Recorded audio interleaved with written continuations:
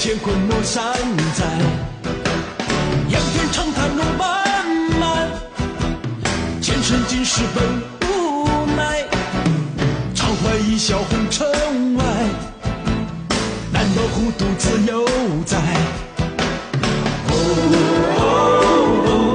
难道糊涂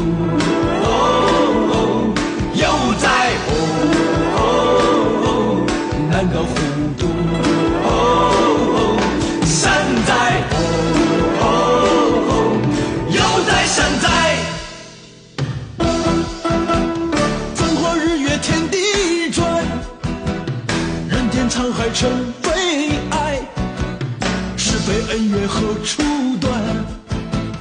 却看乾坤莫山在，仰天长叹路漫漫，前生今世本无奈，常怀一笑红尘外，难道糊涂自由在？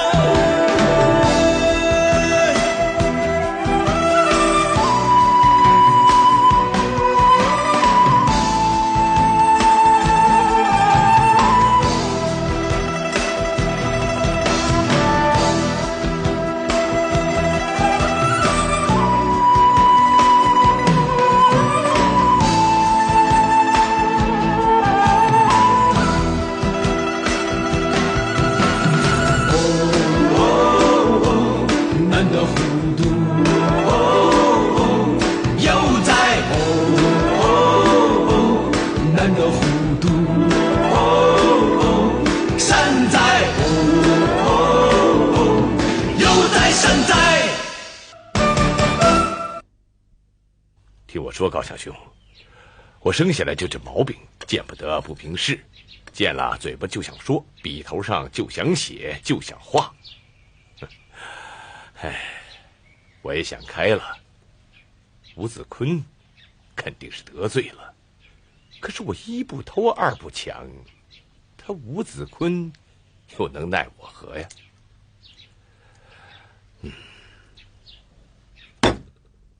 什么？他郑板桥敢说这种话？爹，孩儿虽然无能，但他说的话我能听不清吗？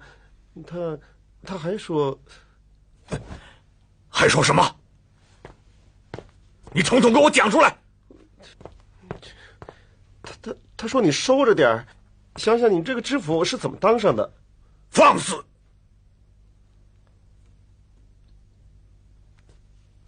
他郑板桥以为和慎亲王允喜相识就可以无视我这朝廷命官。天高皇帝远，这回我非要好好收拾他不可。凡买卖字画书法者，从今日起每日交纳税银20两。扬州城的百姓听着，府衙有令，凡买卖字画书法者，这叫什么世道？说加税就加税，这是谁的规矩？谁？还不是知府衙门吗？他们想怎么做就怎么做呗。这叫不叫人活了？一天20两，我这几天加一块还没10两呢。不交就不交，怎么着？吴子坤还能把我们吃了呀？扬州城的百姓听着，府衙有令，从今日起，凡买卖字画书法者，吴子坤这一招够毒的，每日交银关税谁敢不交啊？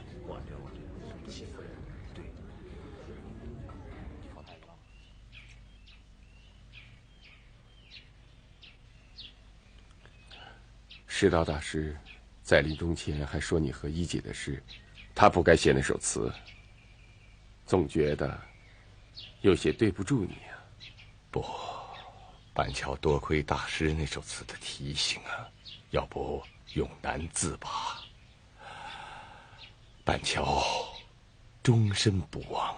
阿弥陀佛。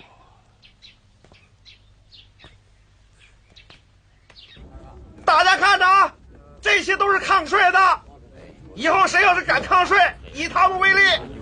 大家看着啊，要是抗税，以他们为例。看到，大家看着，看到。哎，板桥在石涛大师临终前未能见上一面，感到遗憾呐。是啊，石涛大师也一直念着。师傅，不好了！怎么回事？税政官和吴知府的儿子领着衙役满街抓人，凡是不按布告交税的，都以抗税之名抓了起来。怎么能这样？这不是存心要整人吗？这是明摆着冲我来的。刚回到扬州又惹事儿了。说实话，都这把年纪了，真不想再惹麻烦了。等我回来再跟你解释。哎，板桥，你干嘛去？你别管我，我和吴子坤理论理论去。扬州知府啊，又是状告扬州知府吴子坤，状告吴子坤之子吴浩伟欺压民女，滥取捐税，鱼肉百姓，贪官无道。让开，让开！父子两为奸。哎，看看，哎，让开，让开！哎，让开，让开，让开！让开！哎，老乡，怎么回事？啊，大人，您看，怎么回事啊？前面好像有人拦轿呢，告状。放肆告状，告到我衙门口来了。哎，大人息怒，我到前面去看看去。去看吧。是。老百姓伸冤呢，在理儿啊，可不是。哎，让开，让开，来说对呀，可是。哎呦，是正画师啊！您这是可在啊？啊，知府大人在那边呢。啊，你把这个交给他。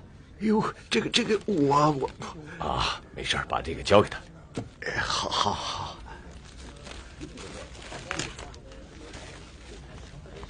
哎，递上去了。大人，你看，这上面告的全是您呢。哦，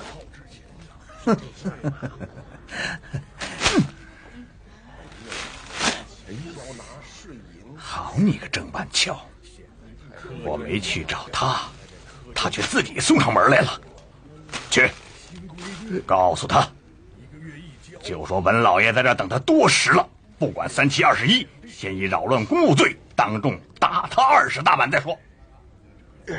大人，郑板桥是代官候选的进士，哎，小的不敢呐。代官候选一待就是10年了，他在京城里还不知得罪了什么大官呢。我看啊，他这辈子就别想当什么官了。去，天塌下来有本官顶着，怕什么？啊，去吧。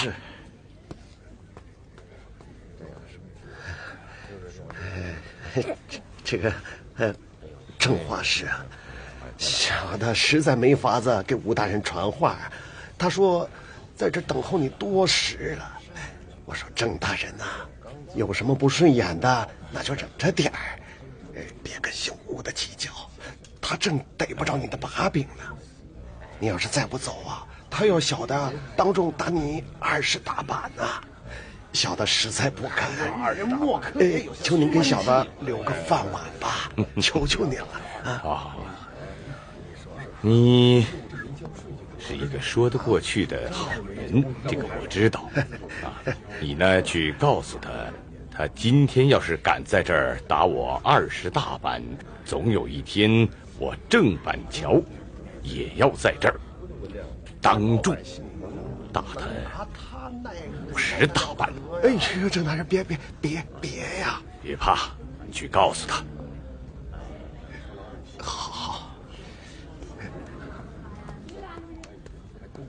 哎，怎么回事啊？大人，让你打他的板子，怎么不动手？大人，郑板桥他让我禀告老爷说呀，禀报什么？他说您要是敢打他20大板，总有一天他要打您50大板。小的实在不敢在2位大人之间做恶人呐。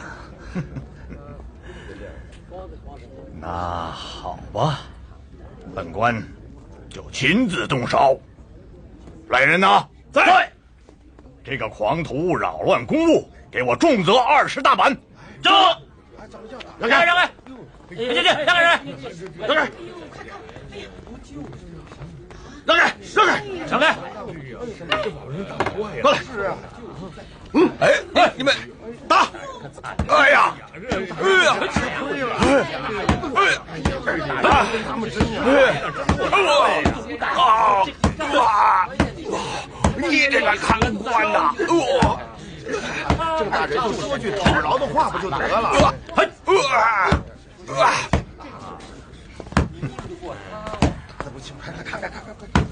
你我不靠谱吧？还想拿我50大板吗？是。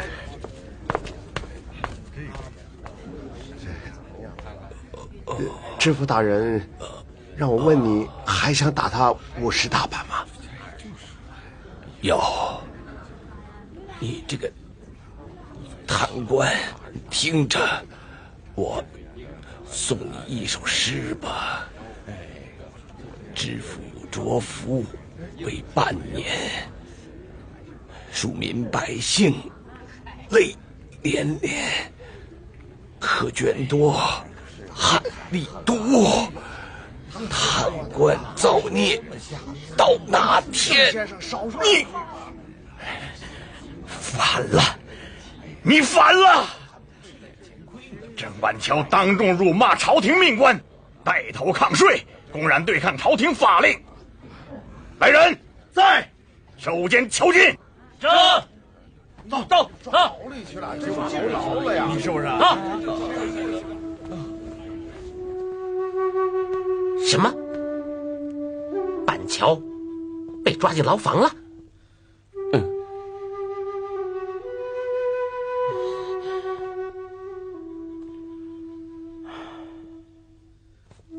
知府轻易不敢动板桥，准定有什么由头。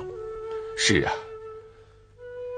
我只听说板桥在回扬州的路上的一个茶馆里，看见吴子坤的儿子在欺辱姚文院的歌妓，他当场骂了吴浩伟，写了诗，还作了画，而且还当场骂了吴子坤。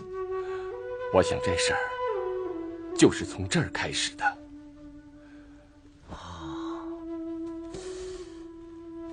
要是这样，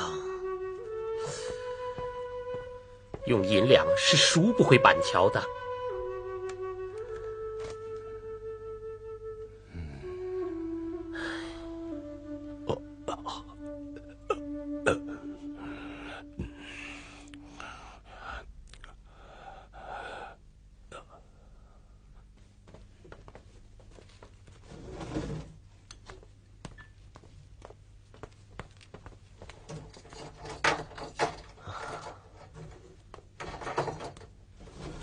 门口看着点啊！好。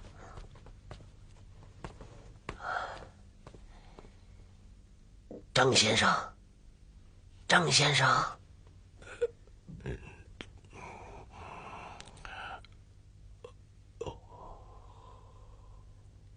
先生忍着点儿，用盐水给你洗洗伤口，会好得快点儿。谢谢您了。哎呦，忍着点儿，忍着点儿。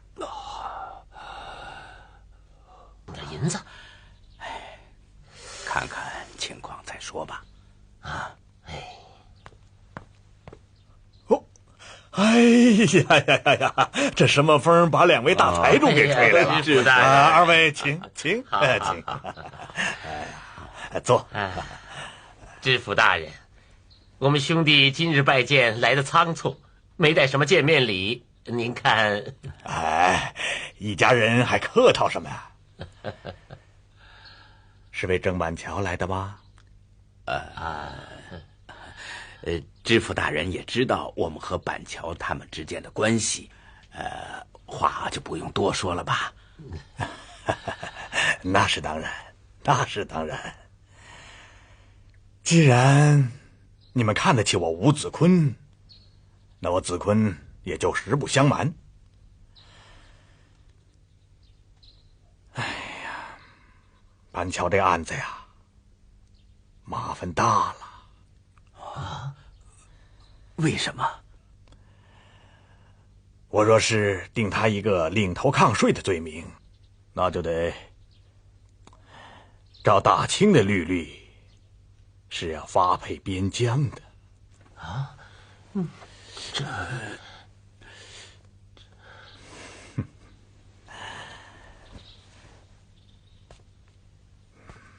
两位要救郑板桥，只有一个办法。请知府大人明示。你们都是我商场上的好友，否则我是不会帮这个忙的。是。你看，总算到了。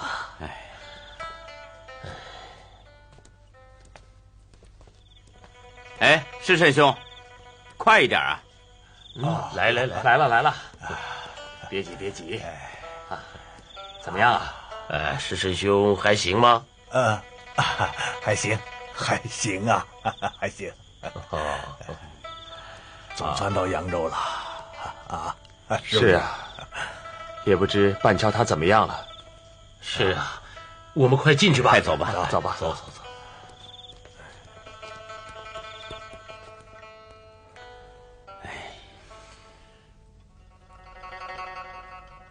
两位仁兄的好意，板桥领了，让我撤回庄子，他吴子坤，等到来世吧。鸡蛋别往石头上撞，更何况你现在有一顶领头抗税的帽子压着你呢。是啊，这可不是闹着玩的。是啊，我不怕，不然当初我就不能拦他的轿子。你看怎么办呢？我们说服不了他。板桥，你要看郑板桥。板桥，板桥，板桥，板桥，板桥，板桥，板桥，板桥。快！板桥，板桥，板桥，板桥兄，我来看你来了，板桥，板桥。是你们，板桥，是你们。你们什么时候回扬州的？板桥，板桥，板桥，你受苦了。板桥，你还好吗？板桥，你好不好？板桥，你们都回来了。板桥，我们刚到，这不，大家都赶来看你了。是啊，板桥，阑珊一别，又见面了。他们硬把我从江西给拖来了。好啊，辛苦了，大家把你也算成扬州一怪了。是，板桥，你受苦了。这就叫苦其心志，劳其筋骨。你的眼睛怎么样了？他在山里啊，中了瘴气了。远游在外，想老婆想的嘞。让一让。各位大人，有话请进去说啊。好，谢谢了请吧。来，板桥啊，来。哎呀，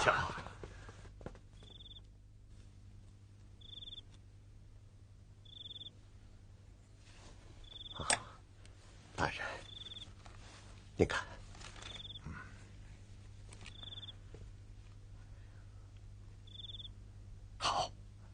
好，就这样，600里快马，火速送京城。是。大人，马家兄弟还在号子里劝说郑板桥，这万一说通了呢？是不是缓一缓？你也是聪明一世，糊涂一时啊！这我们和郑板桥他们打了这么多年的交道，他是什么个性，你还不清楚吗？说的也是，不过这个奏折最好走巡抚道台，他们一认可，郑板桥领头抗税就定性了。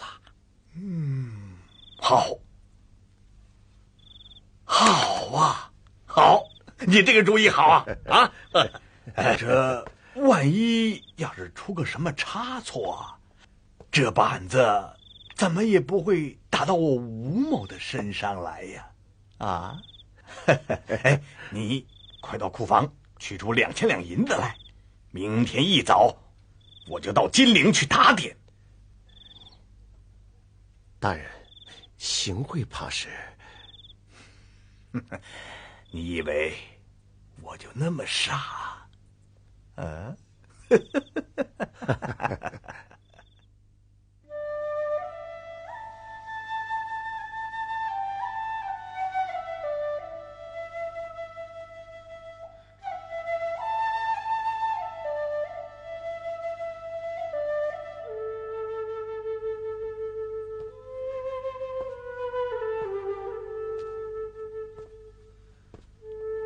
板桥啊，你要走了，我有件要事想告诉你。前不久我去西山郊游，碰上云上禅师，他跟我说了个上联，可是至今我还没有对出来。我想借此机会和板桥兄打个赌，你可听好了，这上联是“此木成柴山山出”，你要是对不出，就不用答应我。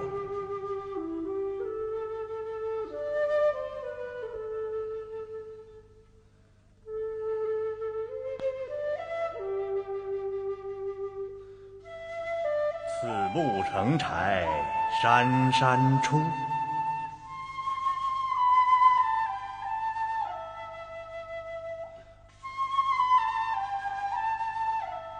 此木成柴山山出。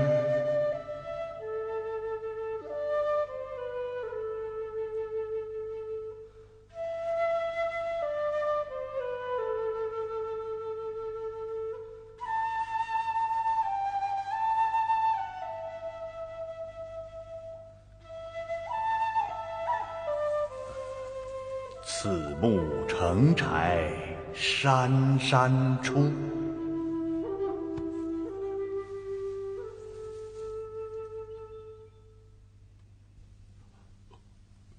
我想起来了，我想起来了，哎，我想起来了，想起来了，我想起来了，我想起来了，板桥，哎，想起来了，板桥，你想起什么了？是啊，想起什么了？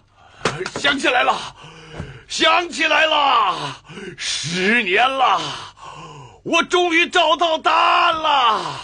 板桥，你怎么这么高兴啊？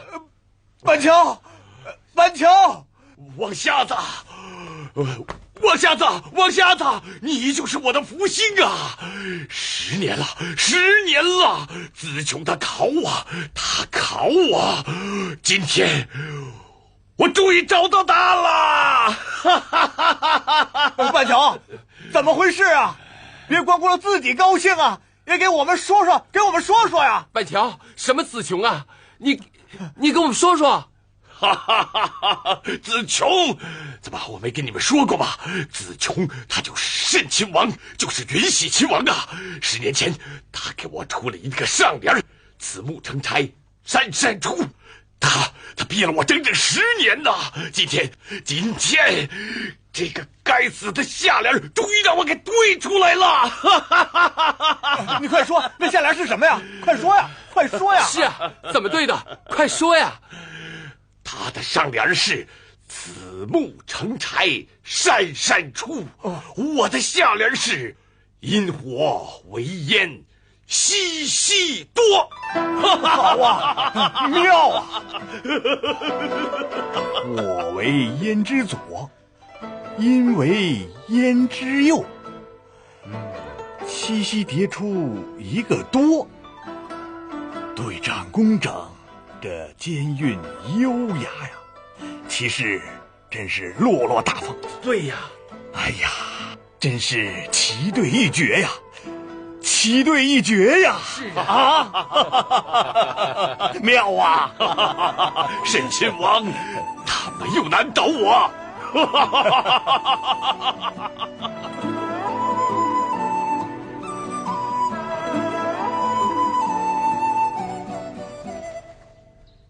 梅子，黄大哥，梅子，黄大哥，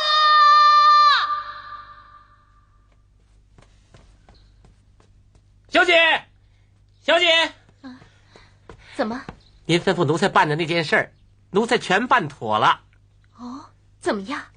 据查，扬州那几位秀才在外游荡那么多年，如今都回到扬州了。哎，你先回去吧，有消息来告诉我，好吗？好，小姐。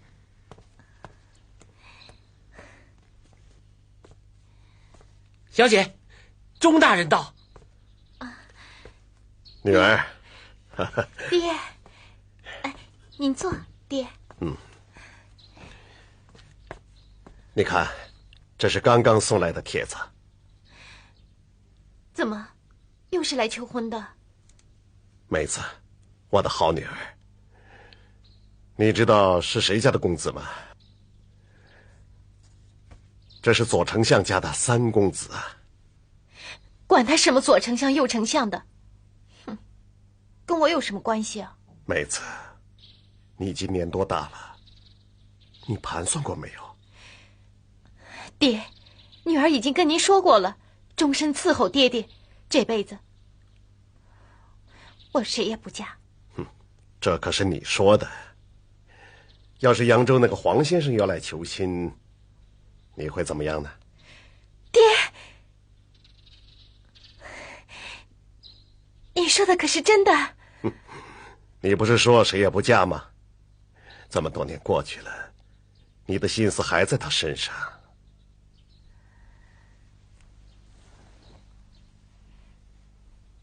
除非怎么了？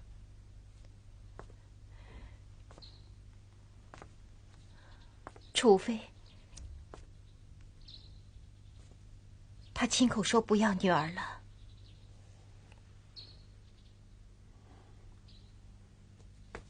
大人，扬州知府吴子坤来访，巡抚曹大人也来了。哦，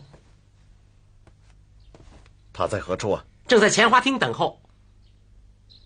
女儿，我刚才说的话，你再好好想想。大人请。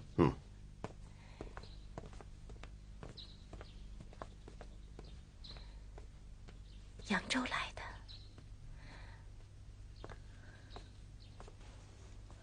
我说吴大人，一会儿说话要小心点，听见没有啊？来了。大人请。钟大人，二位大人，大人，你请看。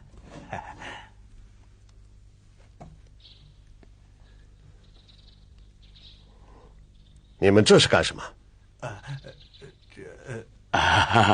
这是扬州府捐给总督府建造房屋用的。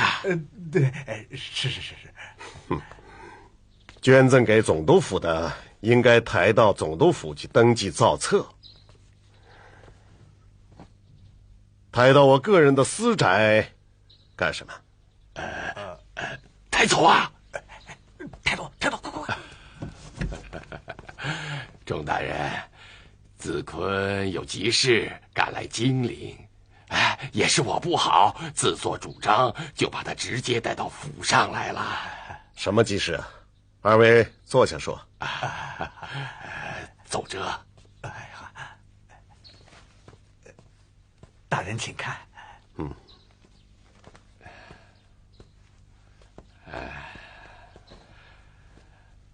子坤治理扬州功绩昭昭，连续3次捐款给府院和总督府啊。郑板桥，钟大人放心吧，我一定会照顾好梅子的。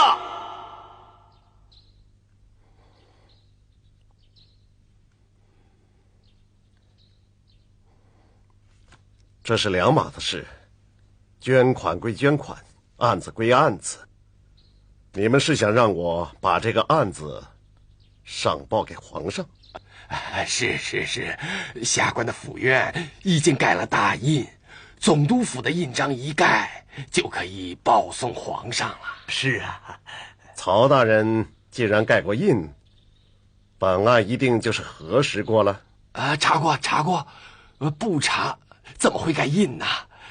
下官以为总督府过个手续就是了啊。钟大人，不知您的意下如何呀？伍子坤，是他。原来如此。曹大人，总督府如何处置，曹大人就不要过问了吧。那是。大人，下官不想让大人劳顿颠簸，才如是说了。吴知府在。凡事都不要以为自己是最高明的，你说是不是？是。大人教诲，下官一定铭记在心啊。我给你们看一样东西。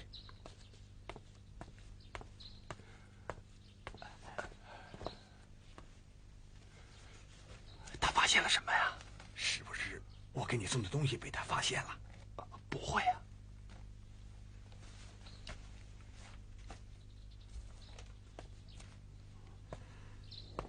爹，妹子，爹，他就是勾结马三贵拍卖女儿的狗官，我爹知道，去吧。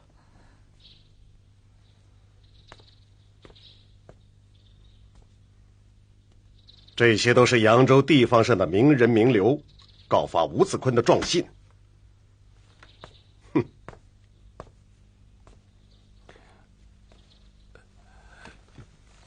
你们都好好看一看。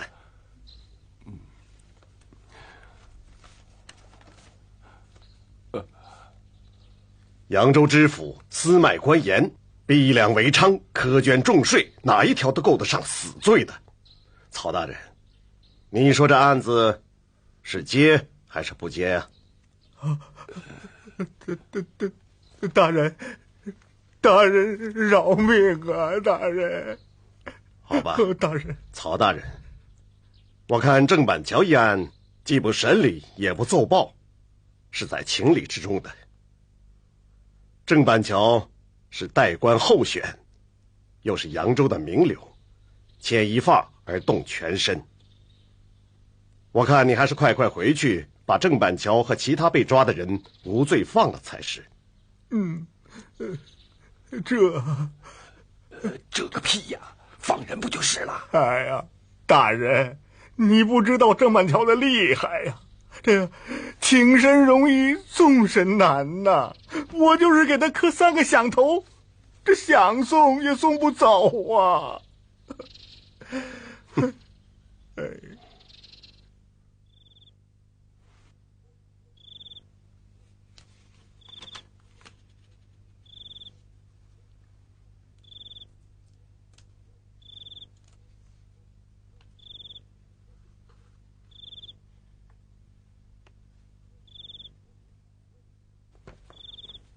站住！你们是干什么的？我们是从扬州来的，有要事要见钟大人。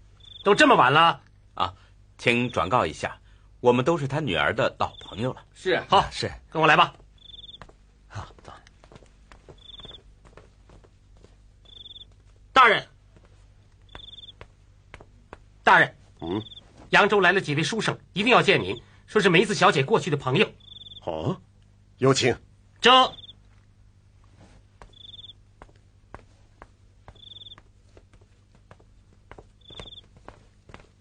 几位大人请。哎呀，钟大人，扬州一别已是多年，你们可好啊？好，钟大人，请。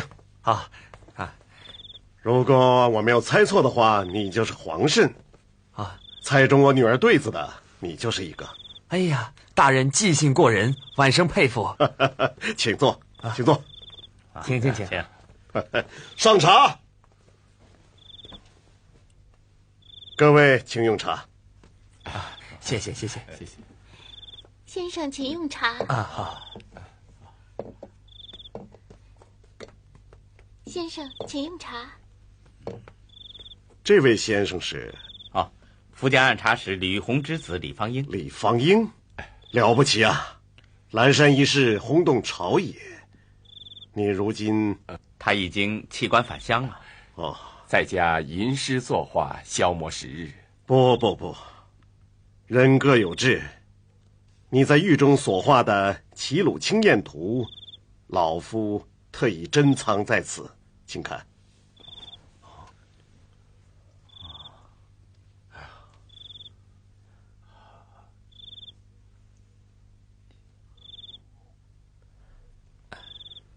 啊，大人，我们这次来是……我知道，为郑板桥一案，是吧？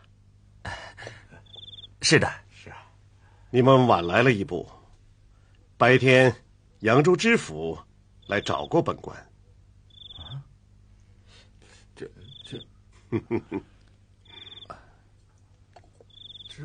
各位不必担心，他已答应放人。可以说此案已经了结。多谢大人秉公执法。不过，像吴子坤这等官吏，作恶一方，朝廷为何不闻不问呢？是啊，久闻钟大人为官清廉，可是对吴子坤这种贪官，为何束手无策，任其横行呢？这不是这老夫子，钟大人也有钟大人的难处啊。方英毕竟做了几年官，尝过其中的甘苦。官场险恶，一语很难道明。不过老夫倒是有一个信条：欺压百姓、贪赃枉法的官，绝没有好下场。你们说是不是？是啊，对，是啊。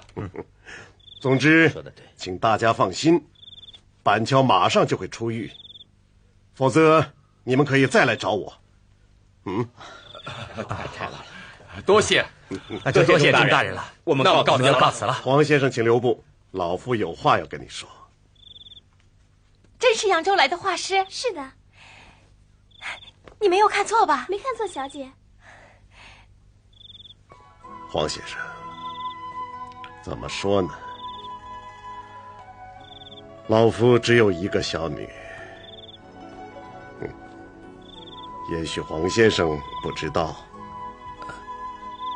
不知道，就连梅子的出身是名门贵族，我一直都不知道。板桥把她从北京接到扬州，只说她是家中有难，其他什么也没说。直到大人这次亲到扬州带走梅子，我才知道真相。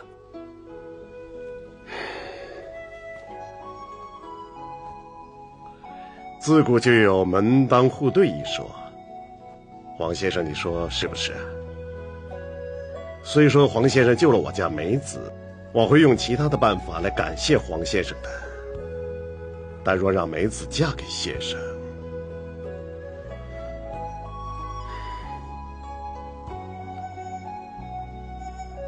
大人，我和梅子相处，并非是看中大人家中的富贵。事情既然已经到了这一步，我是多一句话也没有的了。黄先生，你的情谊老夫自然感激，但现在梅子不愿嫁人，如果先生当着她的面说上一句话，什么话？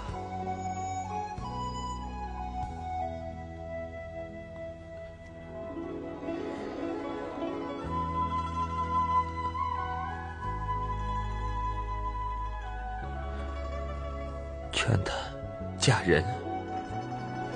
先生决定聪明，老夫也是没有办法呀。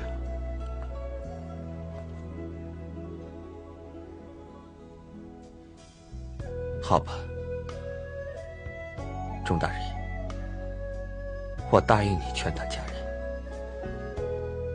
老夫多谢黄先生。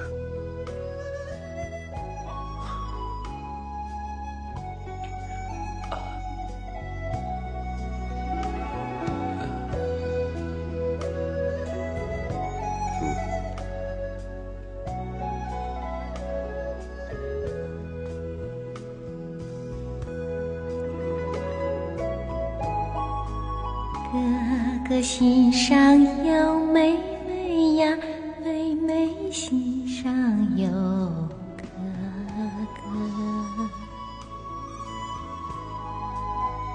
黄大哥，你说吧，我听着。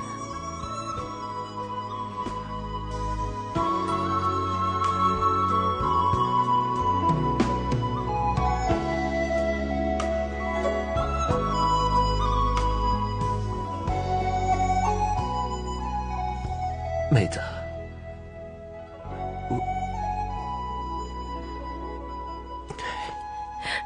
黄大哥，妹子，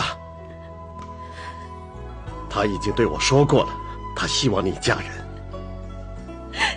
这不是他的心里话，这不是他的真心话。我一辈子也不嫁人了，就是皇帝老子来了，我也不嫁。梅子，我的宝贝女儿，你不能守着爹过一辈子。此木成柴，山山出；引火为烟，熙熙多。引火为烟，熙熙多。你认为如何呀？皇上，臣以为，有什么话你就直说嘛，还不快说？皇上，至少微臣没有这个本事对出这副对子来，前因后果，章法工整。说得好，接着说吧。臣只能理解至此，其他的还请皇上赐教。你刚才说的很不错，引火为烟，熙熙多；果成因，因成果，妙。这可真是天下的绝对呀！皇上，您还记得10年前您说过的话吗？10年前我说过什么？10年前，您把这副对子的上联交给我时，亲口对我说：“这得用多长时间？10年不起用。10年以后，你让郑板桥拿着这副对子的下联来京见朕。”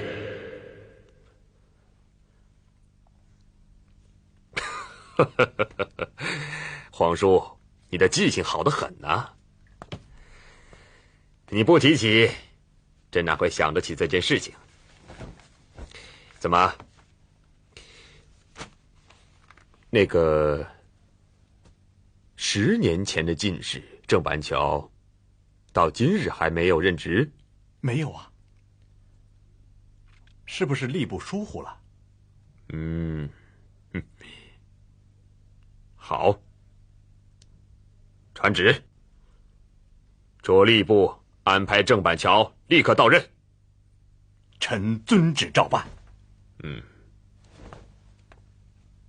慢！皇叔，提起了郑板桥，朕联想起了另外2个人来。李善和李方英现在何处？听说都在扬州。好，也让吏部一并安排他们就职吧。遵旨。慢！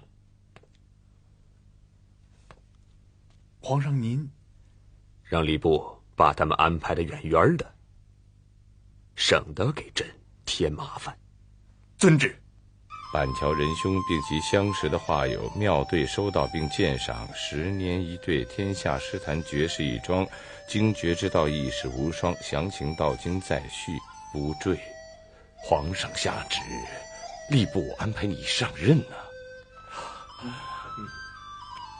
还有李善、李方英的述职，不日朝廷的命文就要到扬州了。我在京城等候你。10年前我说过的那句话，你还记得吧？太好了，真是太好了！圣旨下。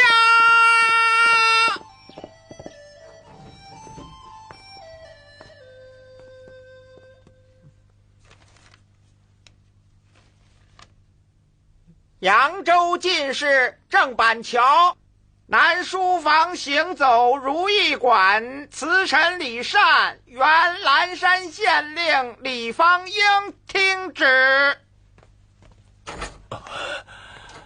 郑板桥，听旨。李善，听旨。李方英，听旨。